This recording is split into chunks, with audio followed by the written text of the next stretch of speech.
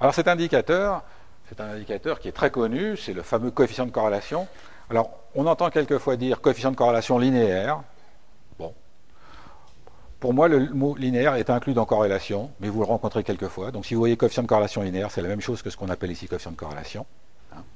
On l'appelle quelquefois coefficient de corrélation de Pearson. Dans la pratique courante, c'est le coefficient de corrélation. Alors de quoi s'agit-il? Vous reconnaissez ici, dans la première écriture, les données centrées réduites. Voici ici les x centrés réduits, voici les y centrés réduits. Xi moins x bar centré, divisé par l'écart type, j'ai bien la réduction. Je fais le produit, et je fais la moyenne de ces produits. Donc le coefficient de corrélation, une des définitions, consiste à dire, mais c'est très simple, c'est la moyenne des produits des données centrées réduites. Bon, c'est pas très parlant, mais enfin, c'est une façon assez simple de le calculer. Donc on voit qu'on a cette notion de produit, là. Alors, une autre définition que l'on rencontre se trouve à côté. Et puis, il y en a encore une autre qui consiste à dire, je divise la covariance par le produit des écarts types. Alors, la covariance, qu'est-ce que c'est? C'est ici le numérateur divisé par n. Bon, voilà. Ça, ce sont trois définitions qui sont sur le marché. Alors, petit exemple numérique d'abord pour voir comment ça marche. Et puis ensuite, on va regarder pourquoi ça marche. Alors, comment ça marche? Je prends ici mes données brutes, je les centre et les réduis. Donc, XCR, ça veut dire X centré réduit. Les voilà. Donc, maintenant, mes moyennes valent 0, mes variances valent 1. Une fois que j'ai ceci, je fais les produits. Donc, le produit de ça par ça, ça me donne racine de 3. Ici, ça me donne 0, racine de 3. Et puis, je prends la moyenne. Donc, le coefficient de corrélation, en fait, il vaut ici 0,86 ou 0,87, si vous préférez. Voilà. Donc, ça, le calcul numérique est très simple. Vous, dans votre vie, vous n'aurez jamais à le calculer à la main. Le logiciel vous les fournira toujours, mais vous voyez comment ça fonctionne. Ce n'est pas très compliqué. Le passage par les données centrées réduites est intéressant. Le coefficient de corrélation ne voit les données qu'au travers du centrage et de la réduction. Donc le coefficient de corrélation ne voit plus les moyennes, il ne voit plus les écarts types. Vous voyez, ça c'est ça le message qui est en subliminal derrière. Pas tellement en subliminal, puisque j'insiste. Donc il n'y a jamais d'effet de moyenne dans un coefficient de corrélation, il n'y a jamais d'effet d'écart type. Alors pourquoi ça marche? On a dit que ce que nous faisons, c'est le produit des données centrées réduites. Prenons le produit des données centrées. Alors, plaçons-nous dans le repère XY, et dans le repère XY, je repère X bar, Y bar, voilà. Alors, dans ce cadran-là, XI moins X bar multiplié par YI moins Y bar est positif. Dans ce cadran-là, c'est négatif. Dans ce cadran-là, c'est positif. Dans ce cadran-là, c'est négatif.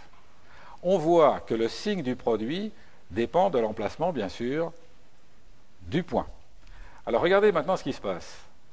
Quand je prends des points qui appartiennent à l'ellipse A, j'ai ici beaucoup de points pour lesquels le produit est positif. Beaucoup de points pour lesquels le produit est positif. Donc, quand je vais faire la moyenne, je vais avoir quelque chose de positif. Quand je prends des points dans l'ellipse B, j'ai ici beaucoup de points pour lesquels le produit est négatif. Beaucoup de points pour lesquels le produit est négatif. Donc ici, je vais avoir un coefficient de corrélation négatif.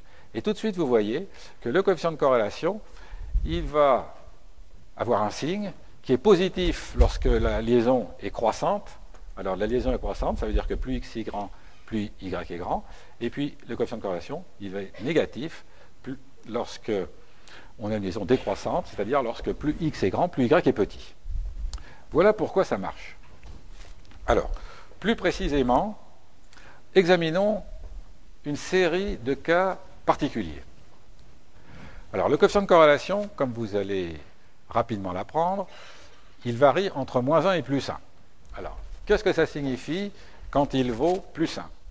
Prenons ce premier cas. Quand il vaut plus 1, ça veut dire que tous les points ici sont parfaitement alignés. C'est pour ça qu'on appelle ce coefficient de corrélation, quelquefois, le coefficient de corrélation linéaire. Lorsqu'il vaut moins 1, les points aussi sont alignés, mais cette fois, la pente est négative. Donc, les valeurs de plus 1 et de moins 1 correspondent à des liaisons linéaires parfaites. Lorsqu'on a un nuage qui est complètement informe, tous les points reconstituent à peu près un disque. Alors dans ce cas-là, on a un coefficient de corrélation qui vaut 0. Et puis ici, vous avez deux situations intermédiaires. Une situation où on a un nuage elliptique, le coefficient de corrélation est compris entre 0 et 1, parce que l'ellipse a son axe principal avec une pente positive, et puis ici, on a un coefficient de corrélation qui est négatif. Donc, on voit tout de suite ici ce que mesure le coefficient de corrélation. Il mesure l'intensité de la liaison linéaire. Hein, sa valeur absolue mesure l'intensité de la liaison linéaire. Lorsque la valeur absolue vaut 1, eh bien, ça veut dire qu'on a une liaison linéaire parfaite. Lorsque la valeur absolue vaut 0, ça veut dire qu'on n'a pas de liaison linéaire du tout. Alors, cette première série de 5 est bien entendu à bien savoir, à bien maîtriser. Regardons les deux autres cas. Regardez celui-ci, le cas 6. J'ai placé les points exactement selon une parabole et je les ai placés de façon très symétrique. Eh bien, si je calcule le coefficient de corrélation, alors j'obtiens exactement 0. Donc, il ne faut surtout pas dire que lorsque le coefficient de corrélation est nul, les variables sont indépendantes. Pas du tout. Ici, elles sont très liées. Elles sont même liées par une relation fonctionnelle. Ce qu'on peut dire lorsque ça vaut 0, c'est qu'il n'y a pas de liaison linéaire. Et effectivement, ici, ce n'est pas une liaison linéaire, puisque quand x est grand, puisque quand x grandit, au début, y grandit, puis après, y diminue. Alors, autre cas, tout à fait intéressant, celui-ci. Regardez, j'ai un point qui est très particulier. Quand je calcule le coefficient de corrélation, je tombe ici sur ce cas-là, je crois, 0,7. Alors, si je lis le 0,7 directement, je vais dire, ben voilà, il y a une liaison positive, qui est moyennement intense ou assez intense, tout dépend après de votre appréciation du 0,7. Et en fait, quand on regarde le graphique, on a envie de dire autre chose, on a envie de dire, il y a certes un point très particulier, mais hormis ce point très particulier, on a une relation qui est plutôt négative. Ça signifie que le coefficient de corrélation, il va être très pratique pour quantifier des choses qu'on voit sur un graphique, mais il ne remplace jamais. Donc vous êtes quand même obligé de faire des graphiques pour vous assurer que vous avez des nuages à peu près homogènes. Ceci en est un bon exemple. Alors, cela étant, on va calculer quelques coefficients de corrélation sur notre fameux jeu de données.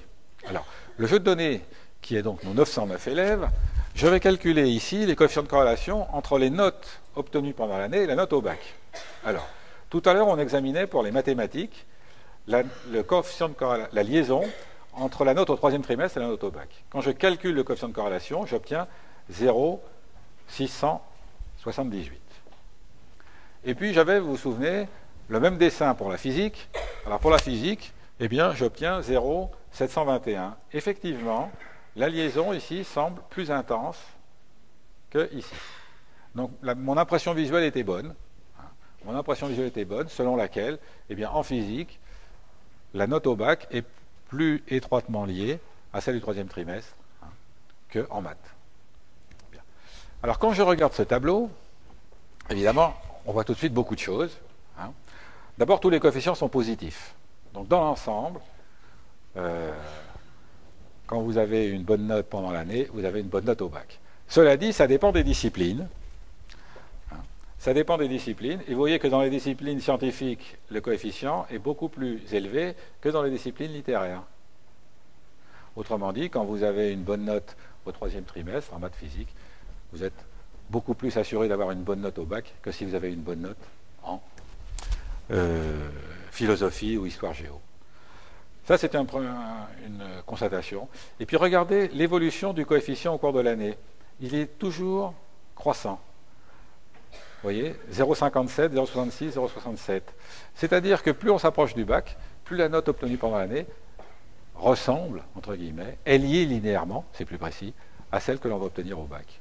Vous voyez, ce tableau est tout à fait intéressant et peut nous servir éventuellement de base de discussion pour savoir s'il faut remplacer le baccalauréat par un examen continu pendant l'année. Eh bien, c'est à partir de données comme ça qu'on peut le faire.